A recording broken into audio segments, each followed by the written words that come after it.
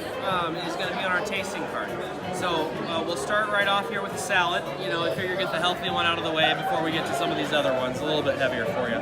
So we have our nice mixed green, and then we have our boysenberry vinaigrette that goes on to it.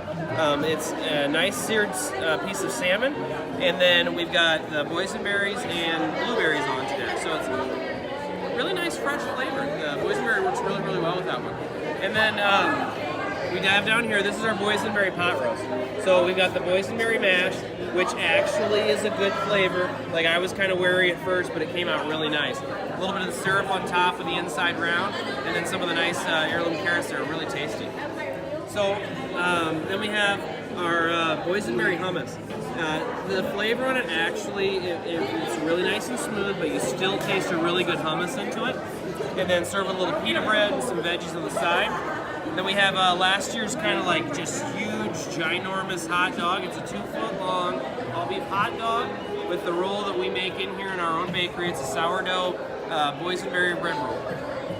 So then back to the tasting card, we have our pulled pork tostadas. So it is actually a corn tostada with pulled pork and it's our boysenberry barbecue sauce onto it. And then there's just a little boysenberry syrup on top of the slaw, like a little cabbage slaw on top, a little boysenberry for a nice little edible garnish. So then the same roll that we make in-house here for the hot dog bun, we have our little sourdough boysenberry bread bowls. And so that is actually chili that's cooked with the boysenberries in there, so you get that nice flavor to it. And a little bit of cheese and a boysenberry on top. We have an item from last year that we brought back, so it's our boysenberry sausage, which was super popular. We were selling so much of that last year. We brought it back and everyone seems to really enjoy it. So we've got elotes next. So favorite in Southern California. Starts off with a boysenberry butter, and then we put some boysenberry mayonnaise on top of it after that. And then we get the cotija cheese. And then the gentleman that made it, Rafa, he actually took some of the boysenberry flour tortillas, baked them off, and then just pulverized it. So it actually turns into a nice, like, really, really pretty colored powder. Oh, that's the purple topping. Yeah, so it's a cool color, but it actually also has a really good flavor to it.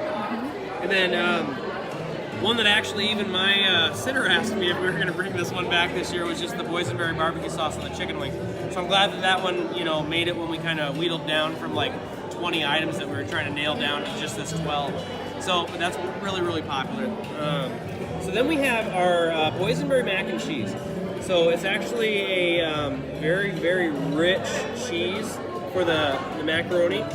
And then we've got kind of a jalapeno puree that's mixed in with that base with some boysenberry syrup, and a little crumb topping, and then we have a boysenberry habanero barbecue sauce on top.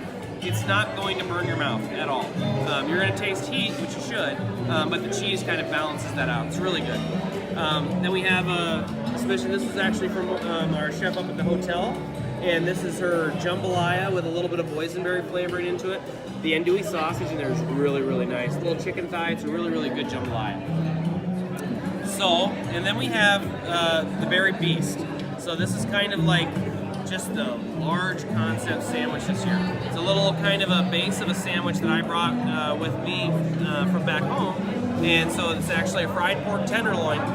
And I mean, it starts off as just a little 10-ounce pork chop, and then you have to slowly pound it out to that big, and then you bread it. And the roll is something that's made in-house here. Our bakers, they make it for Fireman's Barbecue, but I told them, I was like, I want a roll that's going to hold a massive sandwich.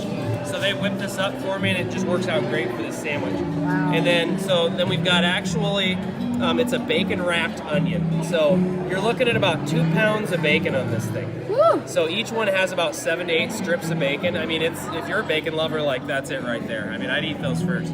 And then, of course, caramelized onions, fire-roasted jalapenos, and then the boysenberry habanero barbecue sauce. So, nice, fun one. Have a good night, guys. So, we have, this is our marble cake that we make here, but so we put like a cream cheese filling into it, mixed with, of course, the boysenberry flavorings to make the, you know, the frosting and everything into it. So it's a real, real subtle flavor in there, but you still get that tang of the cream, the cheesecake, so it's really, really tasty. Now, we've got a couple skewers down here. So the one on your left there, that's actually our flank steak. So we Flank slice steak. that, yeah, flank. Which flank can be weird sometimes, but this one actually, we grill it and then we let it rest. And then I slice it up, and then I actually put that on the skewer, and then I let that marinate for about 24 hours. Wow. So there's a little bit of Worcestershire, there's some actual beef stock into it, and then of course our boysenberry jam, a little apple cider vinegar, and some apple cider itself. So that gets soaked, and then we pull that off, we'll throw it on the grill, so you'll see it out there on one of our grills when it gets served up for Boysenberry Festival on the tasting cart. Now the sauce on top of it is actually a house-made, it's boysenberry cream cheese. So it's really super rich. It really balances out that beef. We love playing around with the boysenberry flavor. We've had so much fun with it. Now the chicken skewer that we got down there, it's actually, we kind of take some bacon, and then you'll mix in like some brown sugar and some different kinds of spices and kind of like the boysenberry flavor, and then that spreads onto the chicken thigh. And then we grill it, and then we actually brush the boysenberry barbecue sauce on there and just kind of caramelize that that barbecue just really slightly. And then it's served with a chipotle boysenberry ranch. So it's kind of a fun little appetizer. Right now you can get that at Ghost Town Grill.